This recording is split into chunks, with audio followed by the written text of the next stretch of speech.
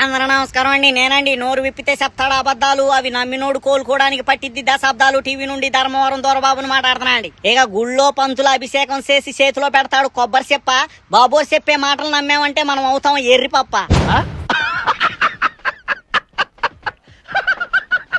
ఇక ఆరోగ్యశ్రీ బకాయిలు చెల్లించేందుకు లేవంటాడు నిధులు, కానీ ప్రతి నియోజకవర్గానికి కట్టిస్తాడంట 300 పడకల గల ఆసుపత్రులు. మొక్క జరుగుద్ది అవన్నీ నమ్మే ఉంటే నీ ఫేస్ లాగే నువ్వు ఏదో కన్నాలేసుకు బతకాల్సి వస్తుందిరా. ఇక కిడ్నీకి సంబంధించిన గవర్నమెంట్ హాస్పిటల్స్ లో ఆగిపోయిన డయాలసిస్ సేవలు గాల్లో దీపంలో కొట్టుమిట్టాడుతున్న అమాయకపు రోగులు. ఇక ఆనాడు లడ్డూలో జరగని కల్తీపై డ్రామాలాడి చేశారు దొంగ దీక్షలు. మరి ఈనాడు ఏం చేస్తున్నారు? గోశాలలో చనిపోతుంటే వందల సంఖ్యల గోవులు. ఇక ప్రజావేదికలపై పేద ప్రజల కొరకు అంబేద్కర్ గారు రాసిన రాజ్యాంగం గురించి చెప్తారు గొప్పగా. మరో పక్క రాష్ట్రంలో ప్రజాస్వామ్యాన్ని విధ్వంసం చేస్తూ రెడ్ బుక్ రాజ్యాంగాన్ని నడుపుతున్నారు బహు చక్కగా.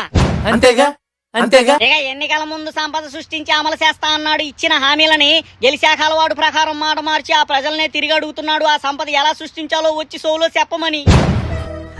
సరే తరలే, ఎన్నెన్నో అనుకుంటాం, అన్ని జరుగుతాయి ఏమిటి?